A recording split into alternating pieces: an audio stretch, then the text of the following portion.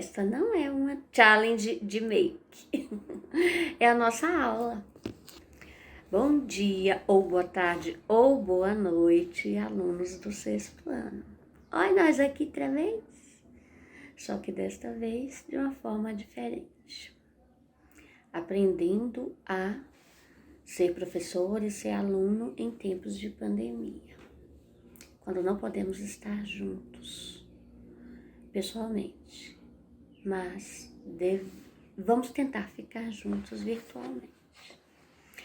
Para começar o nosso estudo, eu escolhi este capítulo, capítulo 6, do nosso livro didático. Algumas poucas pessoas não têm o livro, mas tenho certeza que vão conseguir emprestado com um colega para estudar. Veja só, o assunto que eu escolhi foi a Mesopotâmia. Lembra que nós estudamos a pré-história, que é dividida em Paleolítico e Neolítico? Enfim, quando chegou o Neolítico, que a humanidade começou a se reunir em aldeias, criar moradias, construir moradias e principalmente praticar agricultura, produzindo assim seu alimento e domesticar animais, veio também a construção das cidades.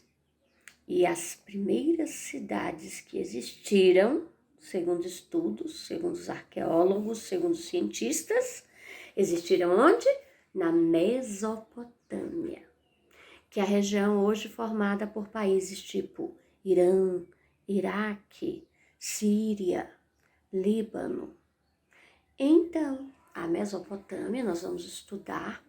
Aqui na página do livro, vocês vão estudar a página 91, a partir da página 91, nós vemos alguns objetos, adornos, enfeites que eles usavam na cabeça.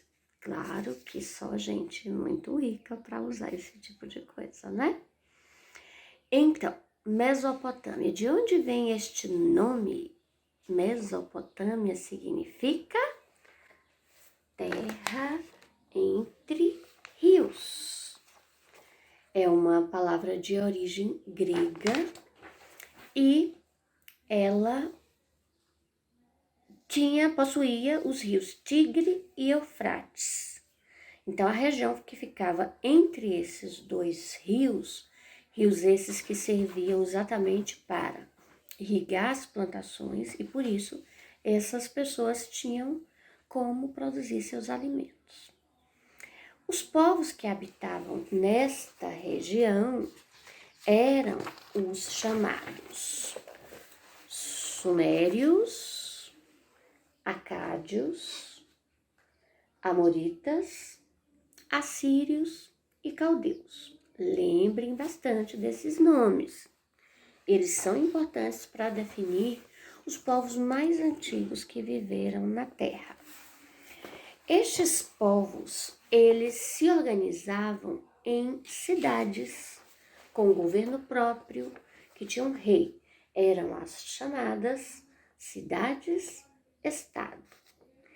Elas geralmente eram cercadas por muralhas e viviam em constantes guerras, porque cada povo que tinha encontrado uma região boa tinha que lutar com outros povos para manter esta região. Lembra que a gente está falando de uma região com um clima muito seco e quente e com pequenas faixas de terra que poderiam ser cultivadas. Estes reis, eles viviam em grandes palácios, né? Então, o centro da civilização, de cada civilização, era o palácio, onde viviam os poderosos reis, que se diziam, inclusive, representantes do deus ou dos deuses cultivados por aqueles povos, os povos daquela região. Entre os sumérios, que são os primeiros povos que nós vamos estudar, as cidades mais antigas que eles construíram e que, inclusive, São as cidades mais antigas que já existiram, citadas inclusive na Bíblia, como a cidade de Ur, onde nasceu Abraão, que é aquele patriarca hebreu que é citado na Bíblia como o primeiro hebreu. Ele teria saído da cidade de Ur, indo em busca de Canaã, a terra prometida, com toda a sua família. Uruk, Eridu, Lagash. Lembrem destas cidades, elas são importantes por quê? Porque são algumas das cidades mais antigas do mundo, situadas lá naquela região do Iraque, principalmente, e cujas ruínas existem até hoje. Além dos palácios, outra grande construção que existia naquelas cidades sumérias eram os zigurates. Os zigurates eram os templos. Enquanto no palácio morava o rei, nos templos morava o deus ou os deuses daqueles povos. Era a morada dos deuses. E o rei era considerado representante, como eu já disse, do rei daquele povo. Aqui na página 93 do nosso livro, nós temos a imagem de um zigurate existente até hoje lá no Iraque. Esta é uma foto, não é uma simples ilustração. Existe até hoje este zigurate. Os povos sumérios se destacaram também porque eles teriam inventado a escrita naquela região. Porque assim, em outras regiões do mundo, tipo na China, também estavam criando tipos de escrita. Mas naquela região, quem inventou a escrita foram os povos sumérios. E a escrita usada por eles era chamada de escrita cuneiforme. E os primeiros exemplos dessa escrita foram criados há 3.000 anos antes de Cristo, mais ou menos. Ela é chamada de cuneiforme porque eles usavam tipo um preguinho que a pontinha era em forma de cunha. E escreviam fazendo sinais em almofadinhas de barro, como essa de cerâmica, como esta que a gente tem numa das páginas do livro de vocês. Na página 94. Eu já vi uma almofadinha deste tamanho, era uma carta que um professor que eu tive, que tinha ido nessa região, comprou. É claro que esta almofadinha que ele tinha não era original, antiga, né? Era uma que eles fazem hoje para vender aos turistas. Então, observe no seu livro o que é esse formato de cunha, estes desenhos que eles faziam para representar as palavras. Sumérios foram, então, povos muito interessantes. Além dos sumérios, nós falamos dos amoritas, que também são muito citados na Bíblia. Os amoritas, eles criaram o primeiro império babilônico, governado por, dentre outros reis, por Hammurabi, um grande imperador que criou o Código de Hammurabi, um importante código de leis, ou seja, um sistema de regras usado não só por esses povos amoritas, mas também por outros povos daquela região naquela época. Uma das regras que tinha nesse código era o famoso olho por olho, dente por dente, que é uma regra mais ou menos assim.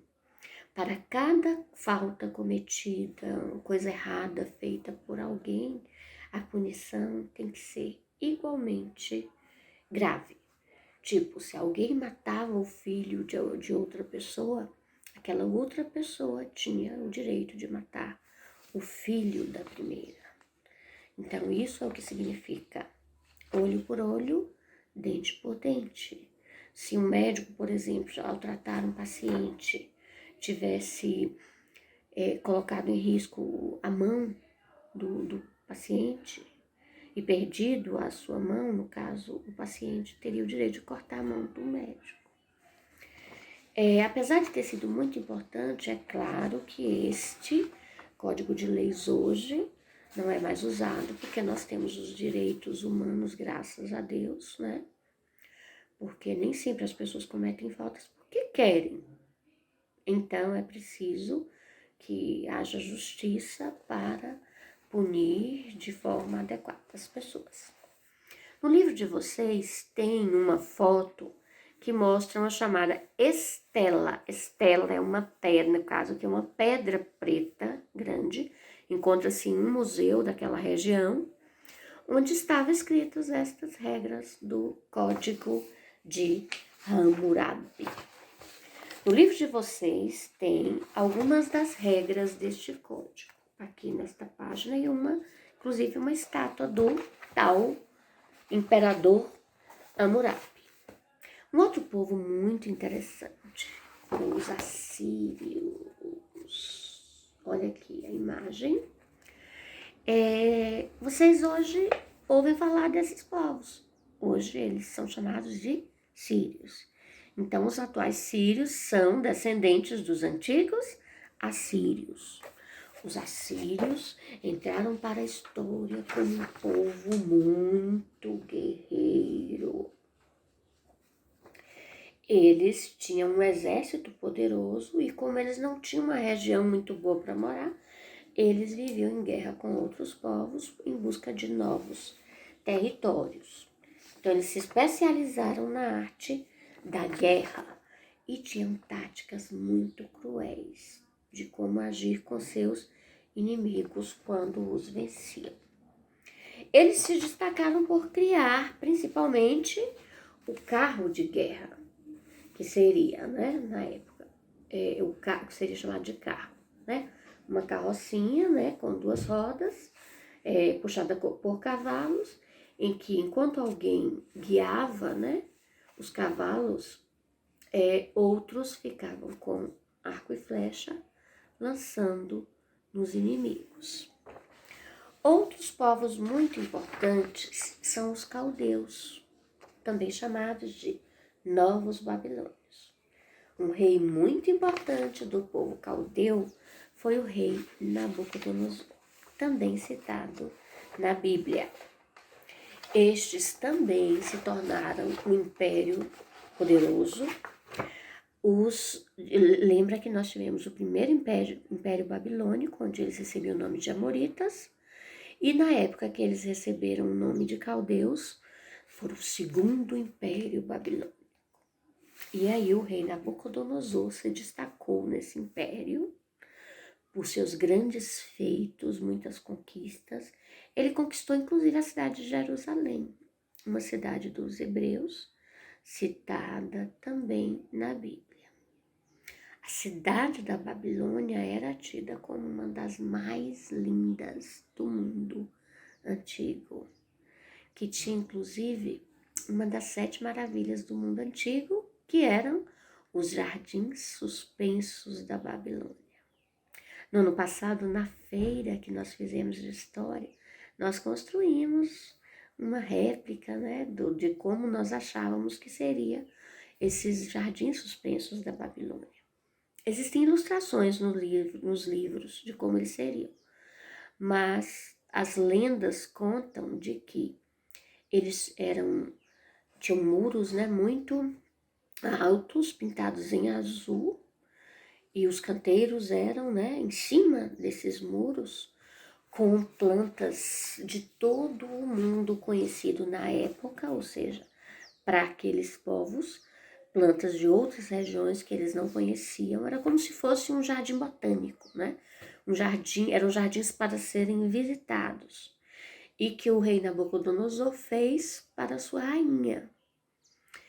E como os muros eram azuis, Alguém que visse de longe, aquela é uma região plana, né, de deserto, quem via de longe enxergava o azul, as plantas e o azul do céu, ou seja, era como se as plantas estivessem suspensas no ar, porque o azul dos muros se confundia com o azul dos céus. Enfim, pessoal, essa região ela é muito rica culturalmente falando para toda a humanidade. Mas como é uma região que vive em guerras constantes, muito desse patrimônio está se perdendo, tanto em construções como em objetos, estátuas. Aqui no livro de vocês, por exemplo, mostra a destruição que o exército dos Estados Unidos fez no Museu de Bagdá. Bagdá é uma das importantes cidades desta região, que fica hoje no país chamado Iraque. Então, atentem para isto. Muito do legado que estes povos nos deixaram, em construções, em objetos, etc., estão se perdendo por conta das guerras que existem naquela região. Falta falar sobre a economia. A economia daquela região, lógico, como todos os povos daquela época, baseava-se principalmente na agricultura. E como a gente já viu que eles tinham 2 rios importantes, eles tinham uma boa produção agrícola. E o que se produzia naquela época em agricultura? Principalmente trigo e cevada. O trigo com o qual se fazia o pão, um pão bem diferente do pão de hoje, que era o principal alimento. Geralmente era embebido no azeite ou numa sopa de hortaliças. Lembra que não existiam talheres, então eles usavam o pão e tomavam o caldo ou embebeciam o pão no caldo, que seria um caldo ou uma sopa de hortaliças ou o azeite. E para matar a sede, além da água, tomavam a cerveja, feito com outro cereal que eles cultivavam na época, que era a cevada. Mas lembrem que essa cerveja daquela época também muito diferente da cerveja de hoje. E era o líquido que tomavam crianças, idosos, adultos, etc.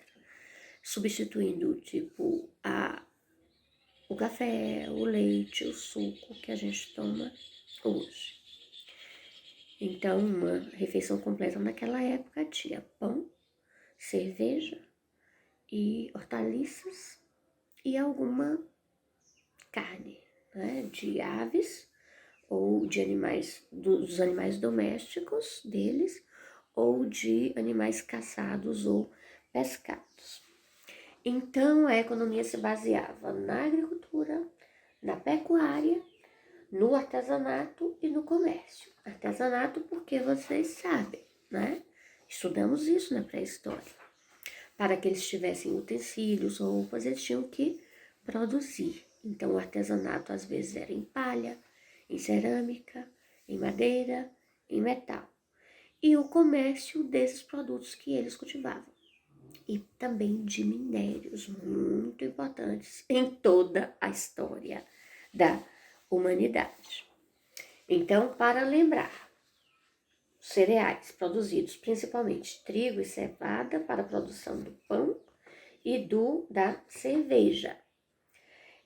Produziam também linho e algodão para a produção de tecidos e ainda, no caso de animais que eles domesticavam, que também serviam para a realização do comércio. Para concluir o trabalho de vocês, nós vamos ver como seria a sociedade da época, pela lógica, né? Era uma pirâmide, por quê? Uns mais importantes e outros menos. Uns viviam numa boa, enquanto os outros trabalhavam para que eles vivessem numa boa. Tão diferente de hoje, né, gente? Então, o rei no topo da pirâmide, só recebendo tudo, se achando filho de Deus, do Deus. Abaixo dele estavam os nobres, os sacerdotes e os comerciantes. Depois vinham escribas, artesãos, sim, os militares também tinham os grandes generais, né? Quem fazia guerra também tinha uma posição importante. E embaixo, sustentando a pirâmide, ou seja, ralando, trabalhando, estavam principalmente os camponeses e os escravos. Na época, quem era escravo? Geralmente eram pessoas que eram escravizadas por dívida, porque não conseguiam pagar suas dívidas, então eram escravizadas por outras. E não tinha nada a ver a cor da pessoa para ser escravo, era a condição social que determinava. Ou ainda, prisioneiros de guerra, eram escravizados pelos povos que tinham ganho a guerra. Agora, vocês irão ler as páginas da 91 a 102. É um conteúdo bem gostoso de ler. Vocês viram que tem várias imagens ilustrativas e o texto é bem resumido, é bem gostoso de ler.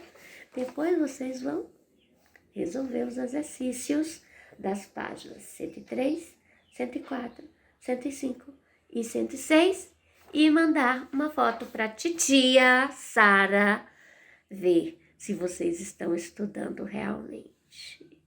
E fiquem agora com um beijo de tia Sara, ou dona Sara, ou Sara. Tomara que se crie logo a vacina para esta doença triste que é o Covid-19. Lavem as mãos, usem álcool em gel e fiquem em casa.